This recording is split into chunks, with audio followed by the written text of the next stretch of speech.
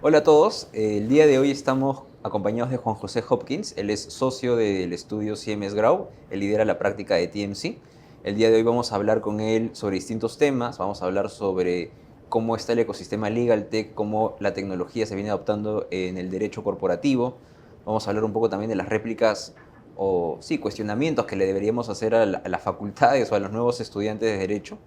Y bueno, vamos a hablar de otras cositas. Cuéntanos un poco, Juan José, eh, ¿cuál es la función que tienes como socio en TMC para empezar y luego vamos con algunas preguntas? A ver, básicamente como socio uno tiene tres funciones, creo yo, importantes. La primera, como cualquier socio, es vender el estudio, vender los servicios, eh, digamos, apuntar o hacer una estrategia hacia qué clientes te tienes que dirigir y cómo mover el área del estudio que estás liderando. Esa es la primera función. La segunda función es mantenimiento de clientes, que para mí es, digamos, muchos estudios consideran que la primera es la más importante, yo considero que la segunda es la más importante, porque una cosa es traer al cliente y la segunda cosa es mantenerlo o estar detrás. ¿No? Muchos estudios traen al cliente y después se lo pasan a alguien más abajo y reciben un mal servicio, entonces es la segunda función. Y la tercera, probablemente menos importante, es la del derecho mismo.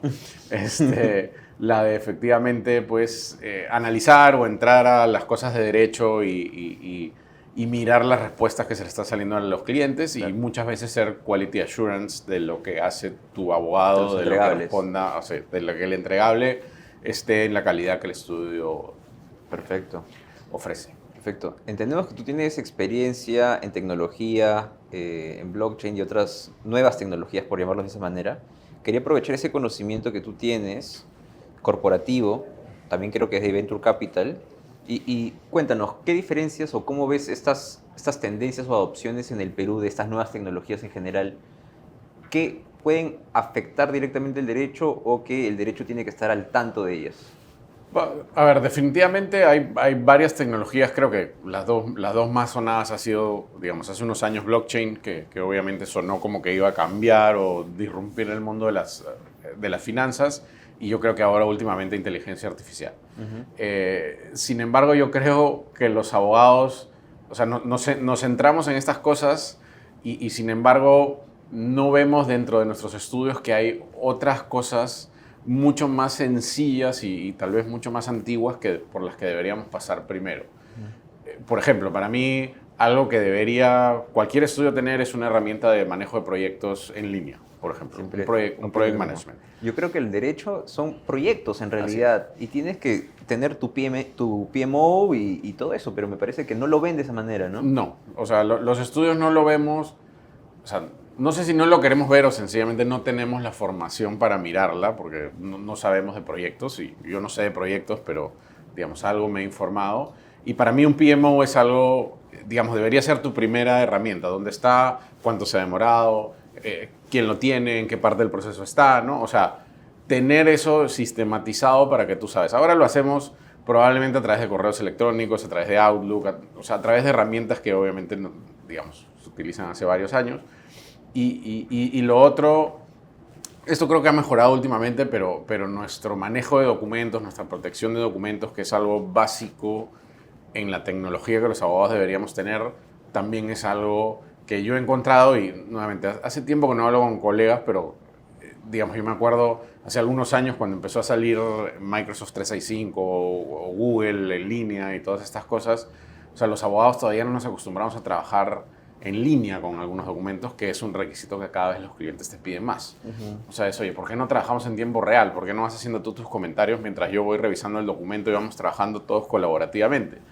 Clientes internacionales lo hacen Día a muchísimo, día, claro. el día a día, y su abogado está viendo el tema cuando su área de Business Development también lo está viendo, y mientras el área, y tú también le estás dando un feedback al abogado y estamos todos trabajando de una manera más eficiente.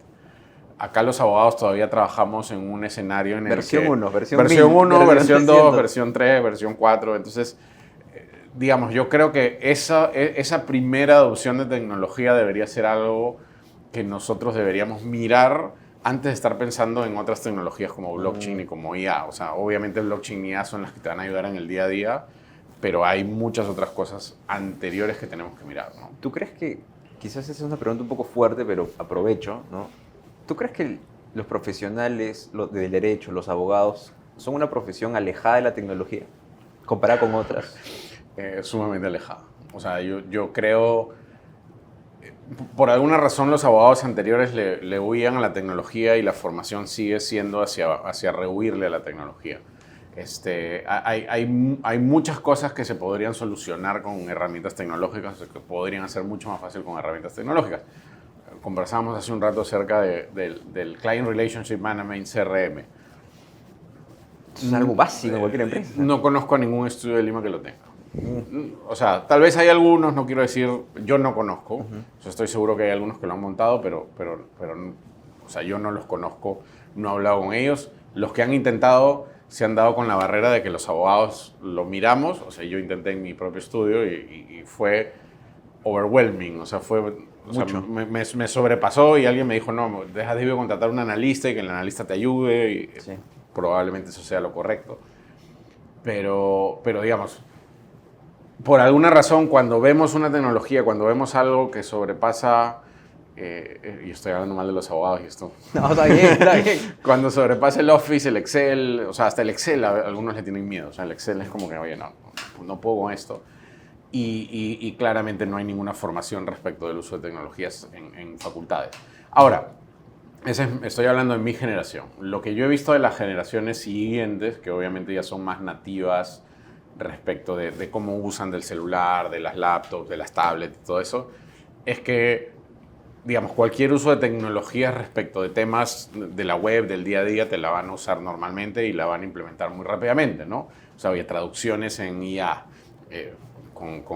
obviamente con el caso de las confidencialidades y de mirar qué cosas traduces en la IA, pero búsquedas en IA, redacción de documentos, redacción de presentaciones, o sea, todas esas cosas las hacen más naturalmente, que es algo que mi generación y probablemente la anterior ni siquiera se nos ocurre o ni siquiera lo pensamos. Claro, ¿no? claro. Vamos a llegar al tema de los nuevos abogados, pero antes de eso quería, no sé, cuéntame, una opinión con respecto a, justamente os tocó el tema, ¿no? Inteligencia artificial en el derecho corporativo, ¿no? Tú estás viendo, o ¿qué sabes que está ocurriendo en el Perú con respecto a inteligencia artificial y el derecho, ¿no? O, si no conoces algún caso acá, ¿cómo ves que está, digamos, revolucionando o entrando al mundo en general, ¿no?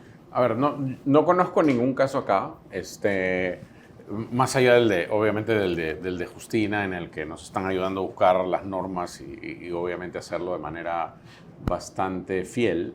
Pero sí hemos visto casos a nivel internacional que nos han presentado de empresas que ya están reemplazando aquellos trabajos más mecánicos del derecho, ¿no? Entonces, oye, por ejemplo, que yo se los digo se los digo a mis abogados jóvenes, oye, cuando yo quiero hacer una junta general de accionistas, por ejemplo, en el que cambio el gerente general, yo ya debería tener un modelo en el que sencillamente, o sea, un modelo en Word, por ejemplo, algo tan sencillo como un modelo en Word en el que yo cambio esto, lleno esto y ya está lista o sea, y eso me demoró 5 minutos. No tengo nada más. Hay programas de inteligencia artificial que ya lo tienen hecho, que ya lo tienen armado y que van desde eso hasta contratos, hasta búsquedas, hasta, oye, due diligence legales, ¿no? O sea, cosas que nosotros efectivamente, oye, tenemos una manada de 10 personas mirando el contrato, se le va a pasar algo, este programa lo puede hacer en 5 minutos.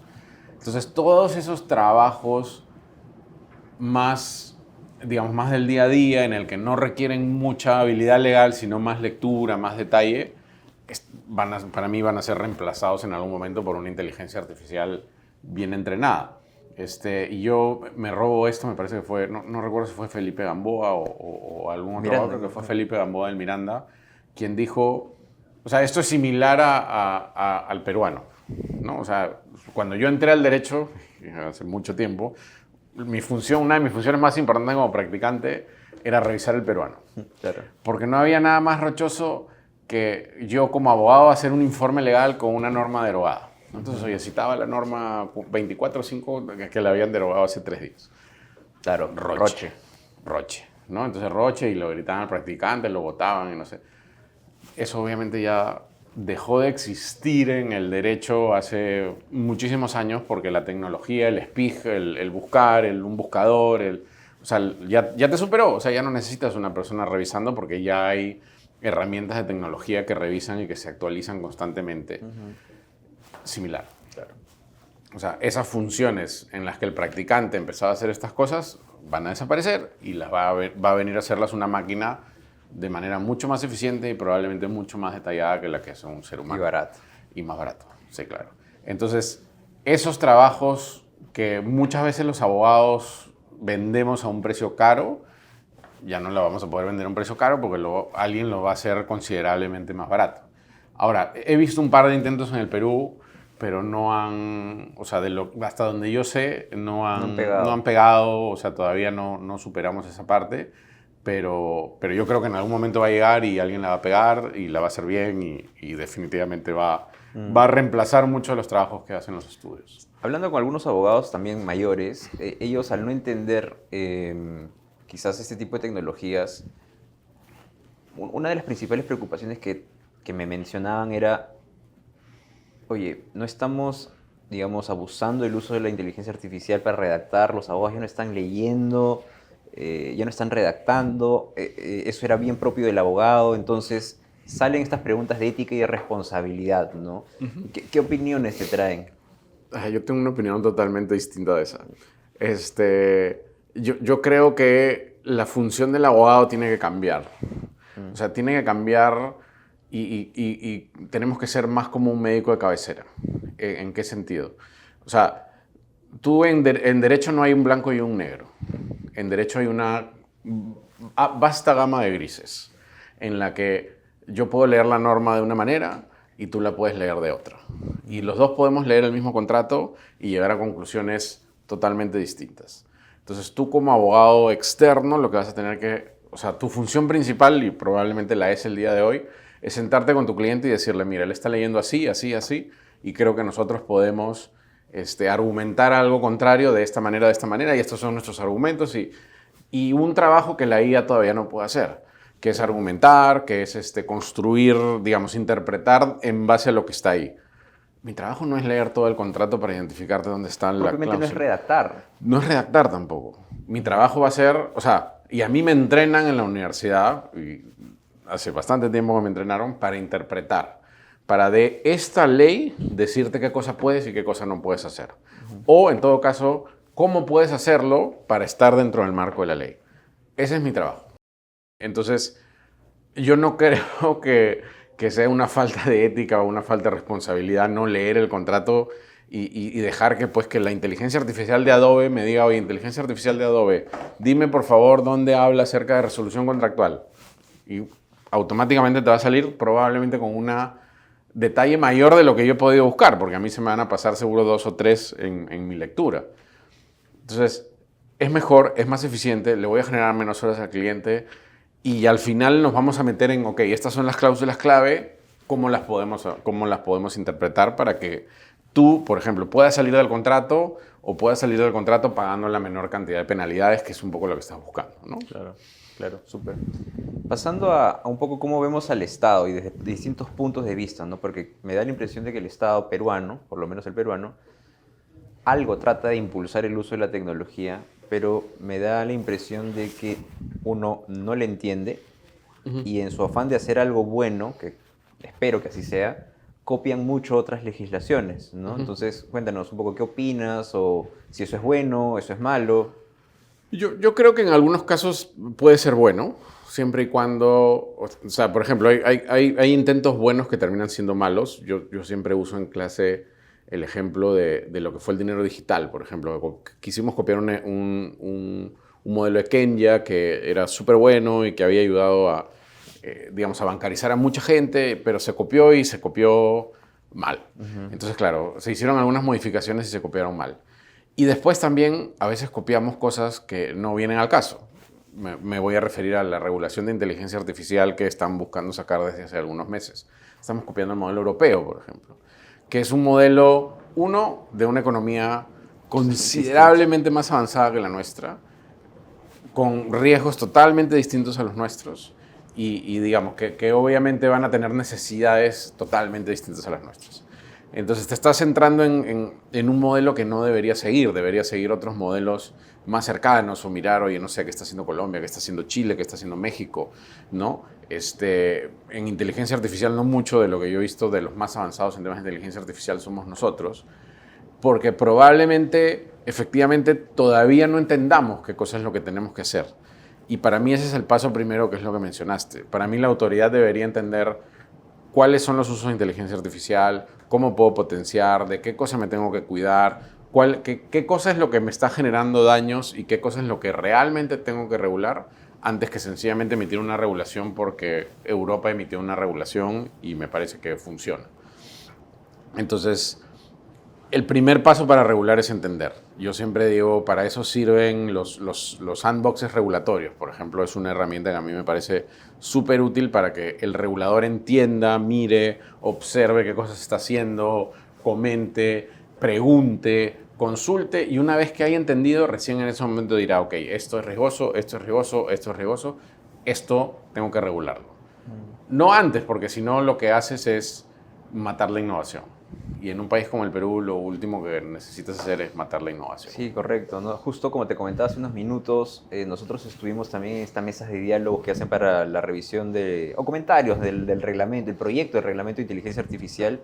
Y una de las cosas que a mí me llamó mucho la atención, como te comentaba, yo no soy abogado, ahí el 95% de las personas eran abogados, y realmente me dio esa sensación de que se estaba regulando algo que ellos no estaban entendiendo, ¿no? Y lo veían, estos son los riesgos, cómo los controlamos, cómo hacemos que no hagan estas cosas.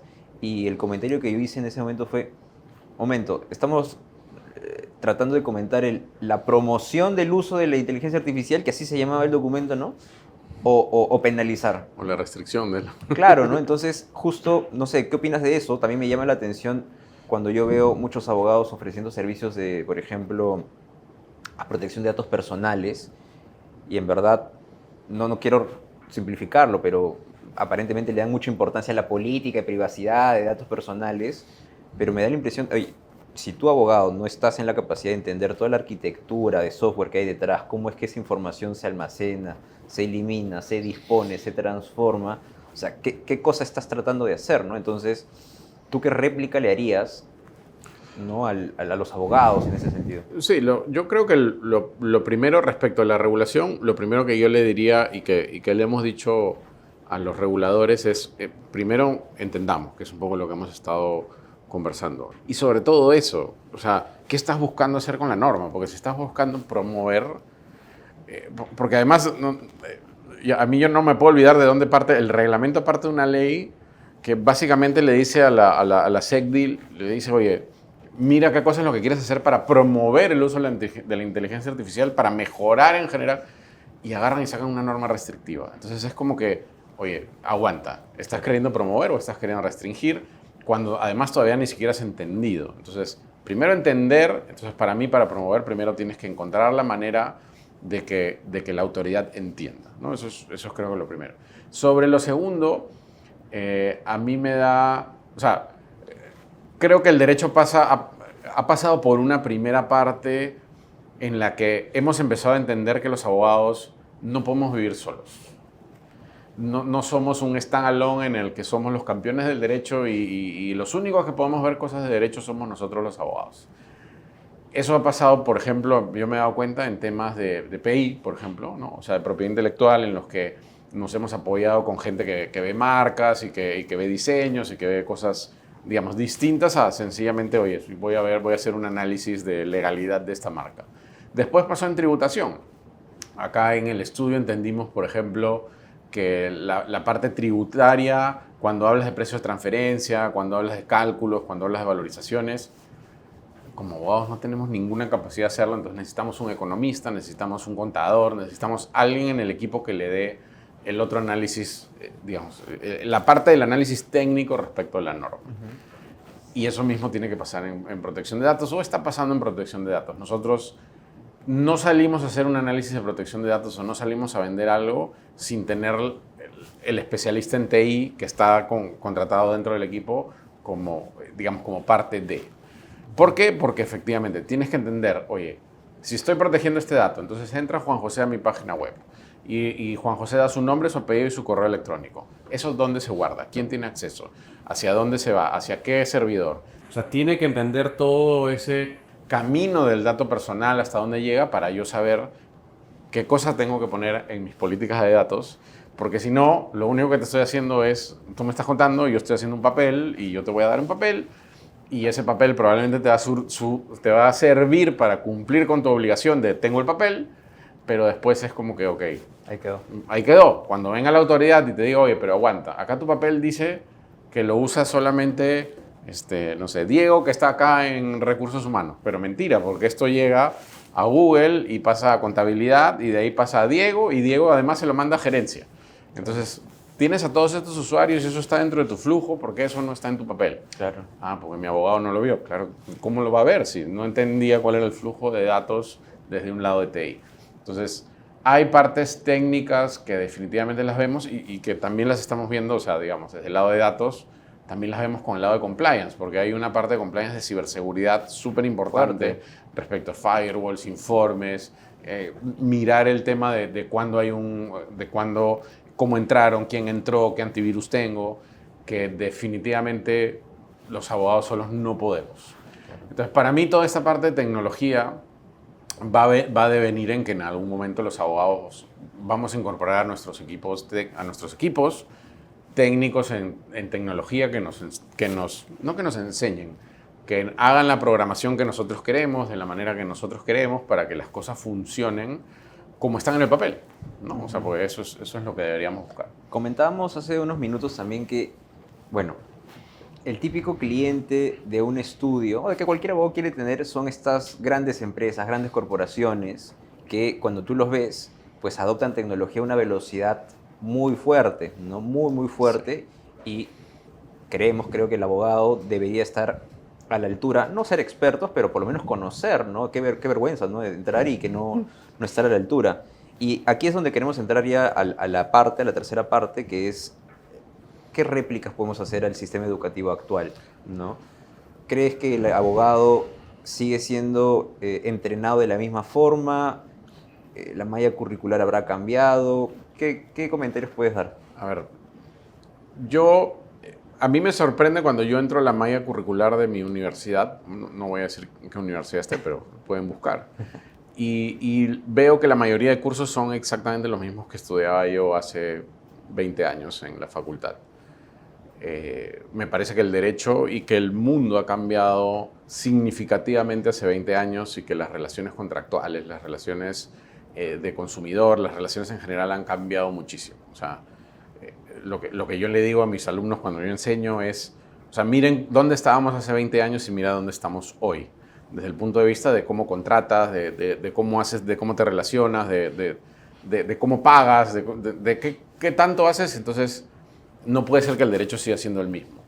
Entonces, para mí, y volviendo un poco a lo que me dijiste de qué cosa hago yo como abogado, ya digamos, alguna facultad debería darse cuenta que la formación del abogado no debería ser 100% en habilidades duras de derecho. O sea, debería haber alguna parte de habilidades blandas, debería haber alguna parte de cómo manejar clientes, de cómo manejar conflictos, porque al final estamos nosotros manejando constantemente conflictos, manejando negociaciones, manejando cosas que nadie te enseña cómo hacer. Manejar proyectos. Así es, lo conversamos también. O sea, cómo hacer toda esa parte de manejo, digamos, de relación con la tecnología, porque además, nuevamente, la parte dura probablemente de la lectura, de todas esas cosas probablemente van a cambiar. Entonces, oye, ¿cómo hacer un análisis? ¿Cómo de esta lectura puedo interpretar? O sea, he tenido practicantes que leen y que no saben unir una norma con la otra. O sea, ¿por qué? O sea, ¿por qué no te han enseñado cómo hacer un análisis lógico, cómo hacer una deducción, o sea, cómo hacer una inducción, o sea, no sé, cómo resumir? O sea, todas esas cosas de habilidades que están fuera del ámbito del derecho, yo creo que deberían ser incluidas, porque cada vez más se pide que los abogados conozcan. Eso desde el punto de vista de habilidades blandas. Desde el punto de vista de habilidades tecnológicas, para mí debería haber, o sea, cursos en los que efectivamente te enseñen. O sea, nosotros decíamos en la facultad, y retrocedo tal vez un poco, cuando yo salga de la facultad puedo O trabajar en una empresa y ser un gerente legal, o trabajar en un estudio de abogados y ser un asesor. Cualquiera de los dos caminos era, bueno, ahí podías trabajar en el Estado, pero había poca gente que se iba a trabajar en el Estado, pero digamos, esos eran tus dos caminos. El día de hoy, yo creo que los abogados tienen muchas otras opciones en el intermedio, como, ¿sabes qué? Yo voy a hacer mi propia Legal Tech o voy a hacer algún otro proyecto relacionado con el derecho, pero que no necesariamente está dentro del derecho. El abanico de posibilidades se ha abierto y sin embargo nosotros seguimos formando como que si estas dos fueran las únicas dos opciones que tiene la gente. Entonces, oye, ¿por qué no formar con algo de tecnología? ¿Por qué no mostrarle al abogado las herramientas que hay en el mercado para que pueda hacer su trabajo de una manera más eficiente y sin necesidad de salir y que le digan, oye, bueno, ahora arréglatelas tú, ¿no? O sea, para mí eso debería ser parte de la formación universitaria. ¿Y qué piensas de los profesores o facultades que más bien en vez de promover tratan de restringir el uso de la tecnología? Comentábamos antes de empezar la entrevista cómo es que hay algunos profesores que dicen, no, ¿sabes qué? Ya no vamos a pedir trabajos escritos en computadora porque todo me lo hacen con inteligencia artificial, vamos a regresar a lápiz y papel y redacten a mano. Para mí es como la calculadora en el colegio. Es como la calculadora en el colegio. En el colegio te decían, oye, no uses calculadora porque tienes que aprender a sumar y restar. Está bien. Hay una parte en la que tienes que aprender a sumar y restar. Para mí la universidad no es la parte en la que tienes que aprender a redactar. O sea, no. Yo creo que, nuevamente, la educación se tiene que adaptar a efecto de incluir esa parte de las herramientas como algo que los alumnos van a utilizar, y no solamente van a utilizar, sino que tienen que utilizar. No tiene ningún sentido que tú le digas al alumno en su formación, oye, no puedes utilizar inteligencia artificial. Mentira, yo lo que quiero cuando el alumno llegue acá es que sepa utilizar las herramientas de la inteligencia artificial para que su trabajo sea más eficiente. En un estudio, en mi vida le voy a pedir a un alumno que me redacte algo a mano. O sea, entonces necesito que él sepa usar las herramientas de inteligencia artificial. Entonces, no se me cruza en la cabeza un profesor que restringe ese uso. Debería él ser quien se adapte y él ser quien diga, ok, ya no les puedo mandar a hacer pues un essay de 50 páginas, porque como conversábamos, efectivamente puedes usar el Turnitin, todas estas cosas para intentar detectar la herramienta de inteligencia artificial. Hay otras 50 herramientas que van a evitar que el Turnitin funcione y que te adapte. Entonces, ya, está ahí. Entonces, no puedes hacer eso. Esa no puede ser tu forma de enseñanza. Tú tienes que adaptar tu forma de enseñanza para que los alumnos utilicen las herramientas de inteligencia artificial dentro de tu materia de enseñanza o para ayudar a que ellos efectivamente mejoren en su profesión, que va a ser abogados. Entonces yo por ejemplo, antes efectivamente dejaba, pues no, y lean esto, hagan este resumen, hagan un análisis de la lectura. Yo ya les recomiendo lecturas y les hago hacer trabajos más de presentación, más de análisis, más de, oye, ¿sabes qué? Por ejemplo, ¿no? Está entrando este nuevo negocio fintech que quiere hacer blockchain inmobiliario respecto de estos activos o respecto de estas acciones. ¿Se puede o no se puede? Entonces, eso es algo que la inteligencia artificial no puede hacer. Entonces, oye, ok, entonces te puedes meter, puedes encontrar la inteligencia artificial, puedes encontrar la normativa, puedes utilizar Copilot o ChatGPT o DeepSeek, el que quieras, para efectivamente encontrar la información base que te sirve para hacer el análisis. Pero el análisis mismo lo tienes que hacer tú. O sea, lo tienes que hacer tú, lo tienes que presentar y lo tienes que poner de una manera que me funcione a mí. Y yo de ahí te hago exponer para ver si lo entendiste, ¿no? Claro, si entendiste, si no entendiste, si sencillamente le pediste a tu hermano que lo hiciera o le llamaste a tu abogado, a tu amigo socio de otro estudio y te lo hizo, pero por lo menos para que lo entiendas. Pero esa adaptación, ese cambio en los procesos tiene que venir desde la facultad, digamos, desde los profesores, ¿no? Es un poco difícil, ¿no? O sea, sí, claro, por supuesto. Estás hablando de que sean estos profesionales que ya hemos llegado a la conclusión de que están alejados de la tecnología, que para ser profesor de una universidad no eres precisamente joven, ¿no? Ya tienes algunos años, que no entienden este tipo de tecnologías, que han sido entrenados de una manera distinta, digamos, es un poco complicado, ¿no? La solución que te daría yo no va a ser muy popular respecto de los profesores, así que no te voy a decir cuál es, pero puedes deducir cuál debería ser. Pero para mí, si no funciona. Estás educando a alguien como me educaste a mí hace 20 años. El mundo de hoy no es el mundo de hace 20 años. La gente que sale de la facultad no puede salir con los conocimientos que salí yo de ella hace 20 años. No puede. Porque es otro mundo, es otra tecnología, es otra preparación. Y por lo tanto los abogados deberían salir preparados distintos. Entonces, para mí, no solamente la malla curricular que hablamos, sino los profesores tienen que cambiar su forma de acercarse al derecho y su forma de hacer las prácticas. Eso puede no ser muy popular entre algunos colegas, pero es como resistirse, o sea, yo digo, es como resistirse al cambio de la máquina de escribir por la laptop, ¿no? Claro, O sea, oye, en algún momento, o sea, los abogados trabajaban con la máquina de escribir y pues, oye, ¿sabes qué? Esa era la forma y teníamos el papel no sé qué tanta cosa y había que imprimir, y de ahí llegaron las laptops. Estoy seguro que habían algunos abogados que dijeron, no, mi máquina de escribir... Déjame mi liquid paper. Claro, déjame mi máquina de escribir en mi liquid paper y no sé qué tanta cosa. Y de ahí vinieron los otros y sencillamente con la adopción de la tecnología le sacaron una ventaja increíble a los que seguían trabajando en máquina de escribir y tenían una secretaria y no sé qué tanta cosa que les tipeaba. Es lo mismo. Esta herramienta te va a ayudar, o estas herramientas, no estoy hablando de una, estas herramientas van a ayudar a que nosotros demos un mejor servicio. Y el que las adopte primero es el que va a ganar. Tiene una ventaja importante. Así es. Última pregunta.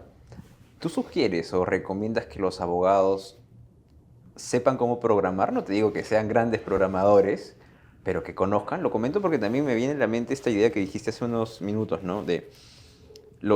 Hoy en día los profesionales entran a la universidad siendo nativamente tecnológicos. Y algo ocurre en la universidad, en las facultades de Derecho, en donde se les quita mucho de esas habilidades. Llevándolo al otro extremo, ¿qué opinas de un abogado que programa? Por un lado te quiero decir, zapatera tus zapatos. Si eres abogado, deberías ser abogado. Por otro lado, mi intuición es que deberíamos aprender. No deberíamos, porque yo no voy a aprender, ya estoy bien viejo para aprender a programar, pero yo sí creo que los alumnos deberían saber algo de programación.